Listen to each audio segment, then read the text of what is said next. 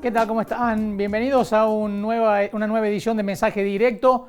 Hoy queda una semana, menos de una semana de campaña a nivel nacional de cara a las PASO, que van a empezar a definir el mapa político electoral nacional. Recordemos que las PASO establecen dos cuestiones. Por un lado, las candidaturas en aquellos espacios políticos que tienen 2 o 3 precandidatos, y también establece una especie de selección. Solamente van a entrar a competir a la elección del 22 de octubre los candidatos que tengan al menos 1,5% de los votos en las PASO.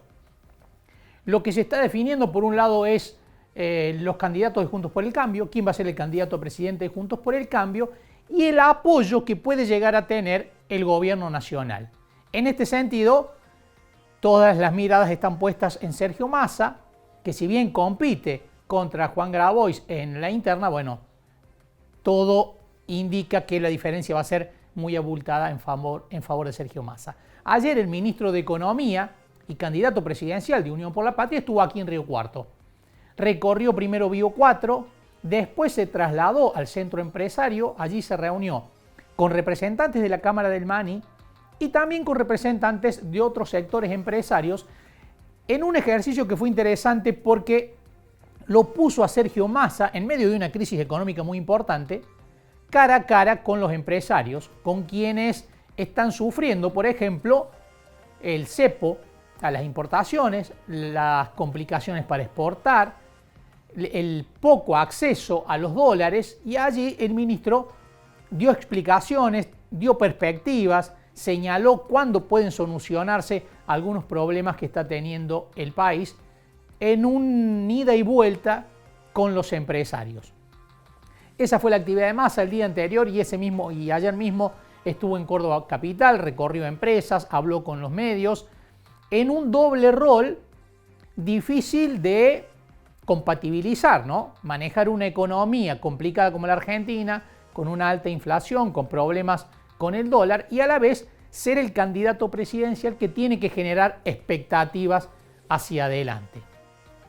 Tuvimos la oportunidad de entrevistarnos con Sergio Massa, entrevistarnos en exclusiva, y vamos a ver y escuchar lo que nos decía el ministro con respecto, por un lado, a la situación económica y también a la situación electoral, a la situación política del país. Lo vemos. Bueno, ministro, de campaña por el sur de Córdoba, una región muy productiva, pero que a la vez políticamente, como te acuerdas, es compleja para Unión por la Patria. ¿Con qué se encontró? Primero con mucha gente con ganas de trabajar, de producir, no importa, digamos, el perfil electoral. Nosotros a la hora de lo electoral buscamos el voto de todos, a la hora de gobernar tenemos que gobernar para todos, nos hayan votado o no nos hayan votado. Eso por un lado. Y por otro lado, entendiendo también que hay una historia a la que hay que darle vuelta a la página, que tiene que ver con una idea de desencuentro, que tiene que ver con miradas antagónicas que hoy ya no existen. Hoy tuve la oportunidad de poner en marcha un sistema de crédito para Bio 4 que de alguna manera representa a tasa subsidiada una inversión de 1.400 millones de pesos y tiene subsidio y aporte del Estado Nacional en la tasa de interés, y poder anunciar la eliminación de las retenciones para el maní, que es un símbolo de esta región en términos productivos y que es de alguna manera parte de esa idea de antagonismo que existía en la idea de gobierno-campo, que hoy ya no existe. Y me tocó, cuando vino la sequía, asistir a productores tamberos, a productores avícolas, a productores porcinos con 4.000 millones de pesos en la provincia de Córdoba nada más. Y ahí no hubo una cuestión campo-gobierno, al contrario, creo que es una etapa superada, que algunos pretenden mantenerla en la agenda porque les facilita el trabajo para no tener que decir lo que van a hacer, ¿no? Creo que también hay una cosa de facilismo por parte de algunos sectores políticos que dicen, no, bueno, estos no los quieren, y machacan, estos no los quieren. Ahora, imagínense que a Bio 4, 9 proyectos de energía renovable le acabamos de aprobar en el Gobierno Nacional para construir, digamos, un proceso de economía circular, aprovechando todo lo que son emisiones de gases, de todo lo que es el proceso productivo post-etanol. Y eso, digamos, no tuvo la discriminación de no, son del sur de Córdoba o son, al contrario. Son un sector productivo, son un sector importante para la economía argentina y los tenemos que apoyar. Usted habló recién en el encuentro con los empresarios de que estamos en un momento de transición que termina. Un momento que está caracterizado, ¿no? Bueno, por todo lo que usted enumeró, sequía, guerra. Los dos temas más trascendentes de la transición son uno estructural, el Fondo Monetario Internacional. Macri nos dejó una deuda de 45.000 millones de dólares que no quedó ni en rutas, ni en escuelas, ni en hospitales, ni en universidades, sino que quedó en la cuenta de fondos de inversión que vinieron a jugar al rulo con tasa alta y tipo de cambio estacionado, que cuando vieron que se terminaba o se agotaba ese proceso se fueron de la Argentina.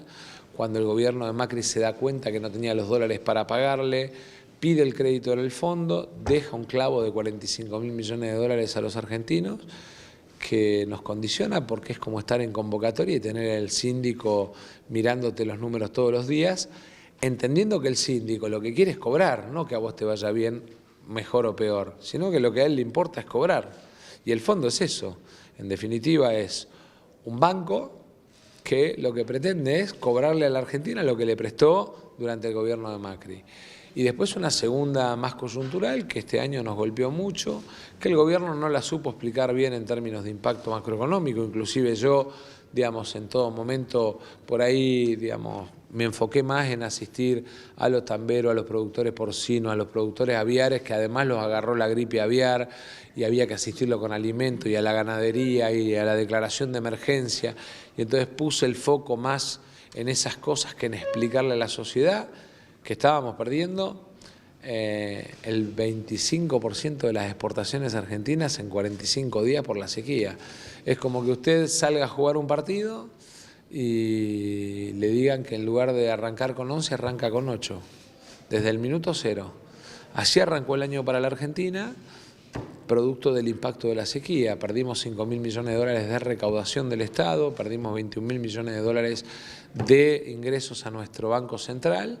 Y así todo nos separó la industria, seguimos generando empleo. Mañana va a estar el dato de empleo, digamos, de este mes. Volvimos a crecer en generación de empleo, no se paró el nivel de actividad, salvo el sector agropecuario que tiene caída del producto, el resto de los sectores están creciendo, obviamente muy tirados, muy traccionados por el impacto de Vaca Muerta, por el impacto de la minería. Terminamos el gasoducto contra todos los pronósticos que decían que era imposible. Eso le va a cambiar el precio de la energía, no al sur, sino a toda la provincia de Córdoba, pero además va a permitir el aprovechamiento de los gasoductos que en su momento hizo Córdoba en la gestión anterior de Schiaretti, que fueron muy criticados, y de alguna manera además nos va a permitir que en lugar de importar gas de Bolivia, hoy gran parte de la energía de Córdoba es con gas importado de Bolivia, lo que tengamos es en Córdoba el gas de Vaca Muerta, que no es ni más ni menos que generación de energía a un cuarto de lo que hoy pagan. Con lo cual la industria cordobesa y los cordobeses en su conjunto, con esa obra que financió el Estado Nacional, deberían empezar a pagar energía más barata. Obviamente ahí estará la cuestión regulatoria de la provincia, porque cada provincia tiene su propio ente regulador, que es el que le fija la tarifa a la empresa pública, ¿no? Ministro, en los últimos días ha habido nerviosismo en el mercado del dólar y hay proyecciones de que esto puede recalentar la inflación durante el mes de agosto. ¿Le preocupa la cuestión del dólar y por qué se ha generado este recalentamiento en las últimas semanas? En realidad, si usted mira, no se movió el CCL, no se movió el MEP, el tipo de cambio oficial siguió el crawl que venía trayendo a lo largo de los últimos días, pero se movió el blue. Y más empezó a mover el blue cuando le limitamos el rulo a quienes estaban jugando contra la posición del Banco Central usando las 48 horas de diferencia. Hay gente que evidentemente juega a la economía jugando a la política, o que aprovecha los momentos electorales que son de incertidumbre para generarse una diferencia. pero nosotros vamos a usar todas las herramientas que tenemos como Estado para que de alguna manera esa situación se acomode. A precios no debería ir. Recién un colega suyo me decía, aumentó el tomate por el aumento del dólar, y yo le decía, explícame dónde hay dólares en el proceso productivo del tomate. Bueno, pero se usa como excusa siempre. Bueno, pero un día se usa como excusa que aumentó el dólar, otro día se usa como excusa. Y cuando la gente castiga a los que usan como excusa, digamos, las noticias para abusar en los precios se vuelven a acomodar.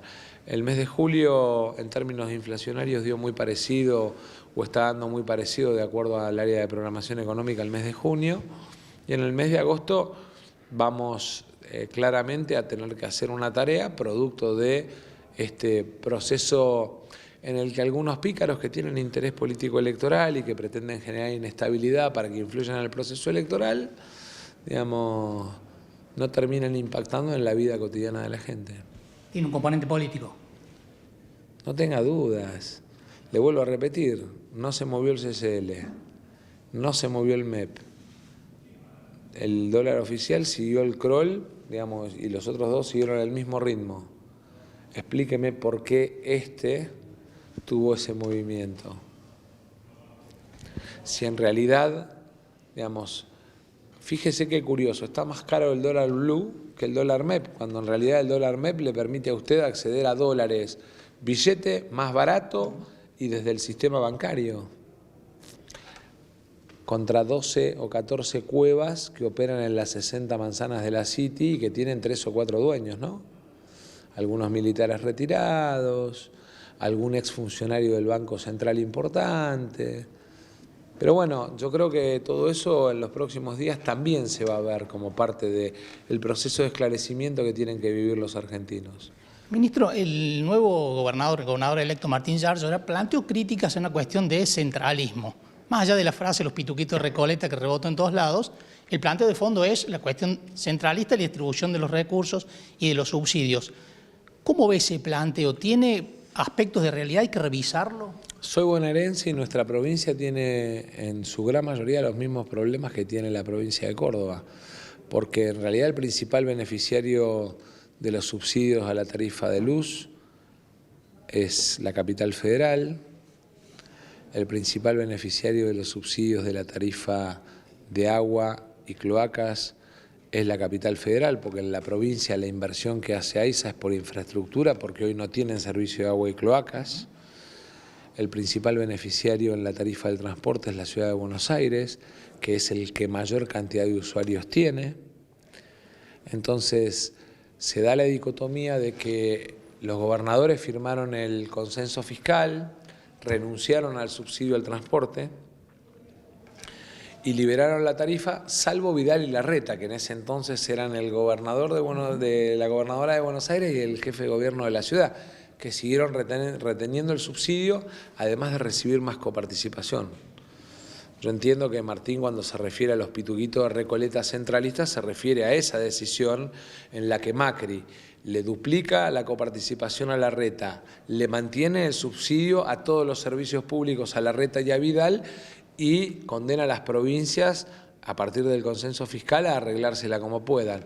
Nosotros desde el 2020 venimos todos los años aumentando el nivel de subsidio que le estamos devolviendo a las provincias.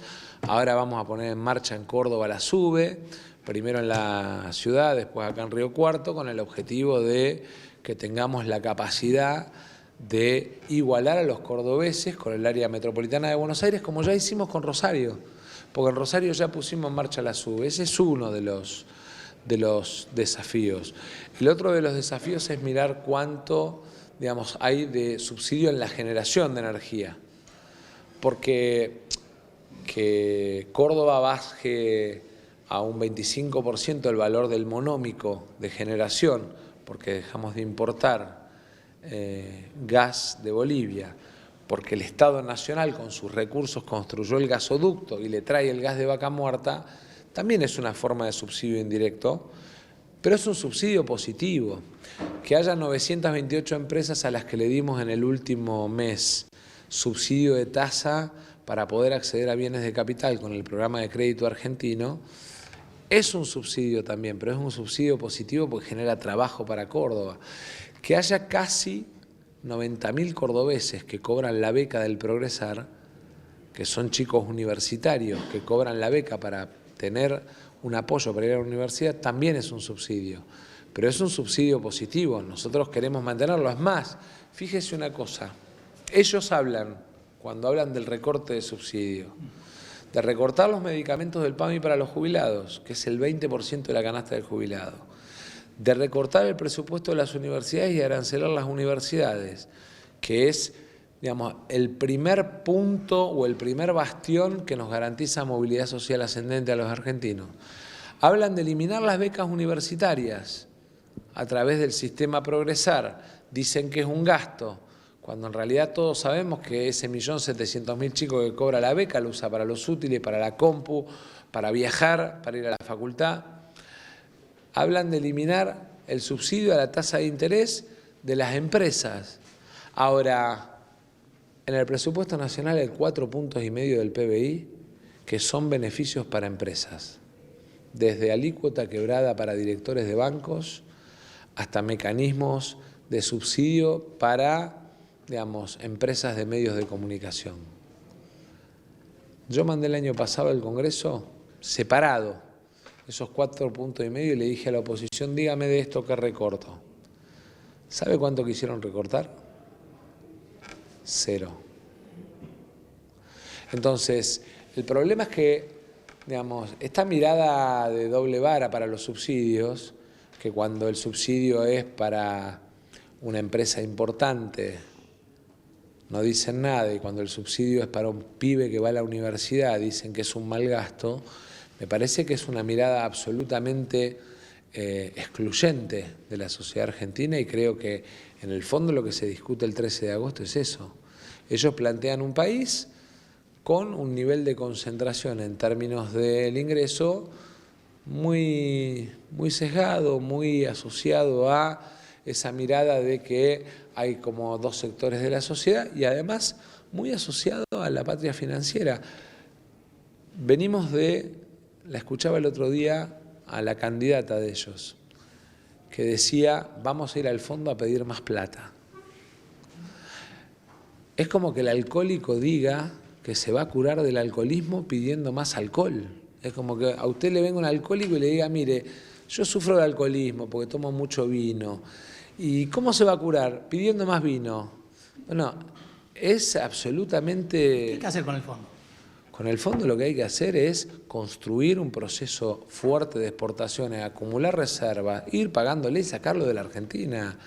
¿O usted no quiere cuando se concursa su empresa sacar al síndico? Ir renegociando, ir estableciendo pautas sobre fortalecer las exportaciones argentinas y sacar al fondo de la Argentina. Pues nosotros tenemos que recuperar nuestra soberanía. Lo más grave de ese minuto y medio de Macri anunciando que había ido a pedir 45.000 millones de dólares al fondo, digo, 1 minuto y medio para explicarlo. Ese era el desprecio que tenían por los argentinos. Lo más grave es que condenó a varias generaciones a tener que convivir con el fondo. Nosotros tenemos que construir la forma de acumular reservas y de aumentar nuestras exportaciones para pagarles, renegociando y sacarlos, que es la mejor manera de recuperar soberanía, de volver a ser patria. Me parece que eso es fundamental. Ministro, la última. ¿Qué le diría a los cordobeses de cara al 13 de agosto? Que aprendí a amar esta provincia de la mano de José Manuel de la Sota, que no tengo dudas de que acá no solo está el corazón productivo de la Argentina, sino un enorme talento y capital humano que puede ocupar fuertes lugares de decisión en la Argentina, y que José planteaba que Córdoba era el corazón del país, ¿no? En algún momento, y yo creo que efectivamente, digamos, Córdoba tiene que volver a ser corazón de un proyecto de país, y eso requiere de que yo, si soy presidente, el 15, el 20, el 25, el 30 de diciembre, esté sentado en Córdoba con Yarlora trabajando junto a los cordobeses para dar vuelta a la página y empezar una etapa nueva en la relación nación-provincia. Gracias, ministro. No, de nada. Era la palabra de Sergio Massa. Bueno, que reiteramos que ayer estuvo aquí en Río Cuarto recorriendo Bio 4, reuniéndose con representantes de la Cámara del Maní y también con representantes de otros sectores empresarios de la ciudad, y tuvimos la oportunidad de charlar con él principalmente sobre la situación económica, la relación con Córdoba, la posibilidad de que se reconfigure la relación con el peronismo cordobés. Massa tiene palabras de elogio hacia Martín Yarlora, dice que comparte la visión que tiene con respecto al reparto de los fondos, al reparto de los subsidios, y señala principalmente que tanto Buenos Aires, la provincia de Buenos Aires, como la provincia de Córdoba son distritos perjudicados por la actual distribución de subsidios y recursos, y señala que el principal beneficiado es la capital federal, Ciudad de Buenos Aires, y se lo adjudica a la lógica de ese reparto a Mauricio Macri. El expresidente señala que Macri generó un sistema que transfiere fondos, ya sea vía coparticipación o vía subsidios, a la Ciudad de Buenos Aires y se los retrae a las provincias, entre ellas las más perjudicadas, Córdoba y provincia de Buenos Aires. De ahí que decía Massa que hay que rediscutir la distribución de los recursos, pero además no es solamente un reclamo económico el que hace Massa, el que encarna Massa, sino que es un guiño político a Martín Yarlora. Incluso sobre el final de la entrevista dice: hay que redefinir la relación con Córdoba. Córdoba tiene que ser el centro productivo del país, y si soy presidente, decía Massa, pocos días después voy a estar aquí en Córdoba trabajando junto a Martín Yarlora. En otras entrevistas había dicho que Martín Yarlora es un heredero de José Manuel de la Sota, no de Juan Schiaretti, y José Manuel de la Sota fue socio político de Sergio Massa, y por lo tanto en esa línea lo ubica Yarlora, con la expectativa de generar una relación diferente con el peronismo de Córdoba. Vamos a seguir hablando ahora de economía, pero